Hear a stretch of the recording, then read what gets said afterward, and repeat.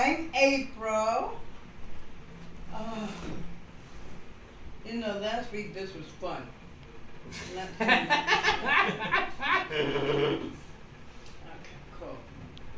All right, here we go. Wow, wow, wow, wow, wow. Here we are. We're April. And I say we're. Yes, as in plural. You know? So, I wanted to formally introduce April's. Yay! Woo! You didn't see me on this side. Woo! April in the house. All right, all right. Now that we got her out the way, right? Woo! I tell you, she is always stealing my shine. No, seriously. We're going to be normal today. Woo! How are you? How are you? Hi. So, I don't know if y'all seen me last week. I was on fire, you know? I had introduced the Kardashians, and I spoke highly of Bill Cosby, because you know,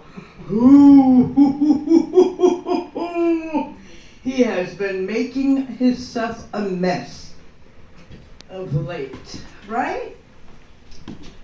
Oh, boy.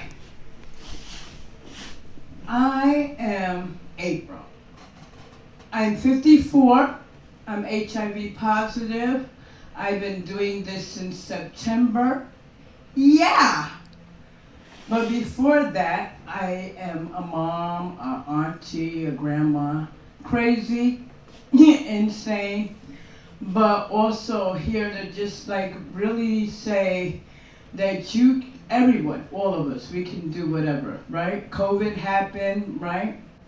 We wasn't expecting that. R. Kelly's now in jail. We wasn't expecting that, right? He's been getting around a lot lately. Been getting out, been making tapes, music. I enjoy his tenacity, don't you? Did y'all hear his latest? He is serious. He's like, no problems. And I believe him. No, seriously, I've been in jail, so I believe him. I know what he means when he says no problems. He's like, I got bitches in the house, no problem. I got money on the cards, no problem. He's like, I'm in jail, no problem. You know why? Because he has 3 meals and a cot, okay? He is like, finally, I get to rest, okay? He's like, it was hard making those music tapes. Did y'all see the really famous one that he went all out, right? At the last trial, when he said, I am trapped in the closet. Y'all didn't remember? He was serious. Y'all should have watched that. He had midgets, he had women, he had men, he had everything. He had white people, black people, short people, fat people, gray people, straight people, gay people, people that were very unsure of themselves. And people were uncertain. They was like, what's the point, right? He was telling us the point. He said he is trapped in the closet. Y'all didn't know? This is deep shit. He didn't realize that he had Bill in there, he had OJ in there, he had what's that guy? You know, the ones with the long names I really can't pronounce, you know what I'm saying? But I do know that they all have something in common. They didn't understand no. You don't understand? No.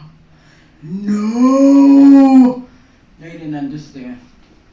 It's a tragic thing that we face, and I say we, I know this whole room is like, I don't know what you mean. There's only a couple of us that really understand, but I know that I am in a room full of progressive males who do understand. Y'all know what I'm saying, right? No! Right? Bill didn't know. I know it's a big topic of mine, the no word, because I live in an age that was not readily respected, approved, acknowledged, understood, heard. You know, it was said in English, no. Spanish, no. I know y'all like she doesn't know her accents at all. No, you know, y'all get my drift, right? But at the end of the day, what I found is that people really didn't understand. No is a simple word when you're spelling it with 2 letters. No is a big word when it's ignored, right? Am I right? When no becomes ignored, no becomes unheard, no becomes a word that you can't say out loud, it becomes deeper than a 2-letter word. Am I right? That's right now. Let's talk about it. Okay? We're talking about the 60s and the 70s. No was unheard of. Men were told that as long as they had a woman that they brought dinner first, they didn't have a right to say no. They said in the 80s that even men were learning that they didn't have a right to say no, right? When crack was introduced, right? People's rights were taken at liberty, right? No became a word that kind of was like a laugh at, right? This is your brain on drugs. Say no to drugs, the fight, right? Everything became a no, right? It's almost like this Me Too movement, right? People start to mock it, right? Laugh at it, right? Because if everybody starts saying Me Too when the checks end, right? Checks. Dollars run out. Then the people that have been saying no for quiet, no, right?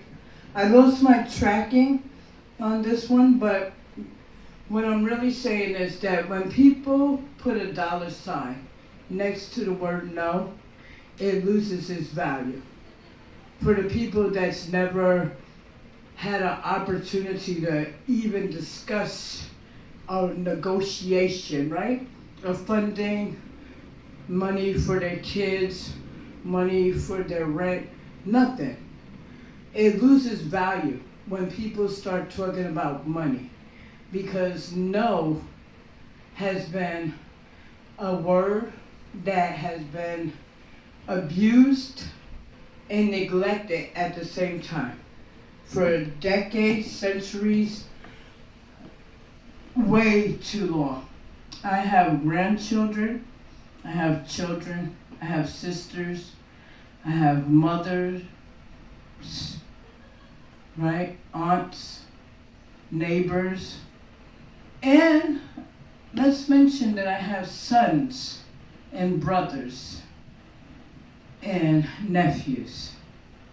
And no is not only a word that should be talked about on holidays. It shouldn't be a word that's only talked about when people have made a scene. It should be a word that's talked about every single day with your nieces, your nephews, no matter how old they are. I taught my kids the word no at 6. I taught my kids the word no at 10. I taught my kids the words no at 12.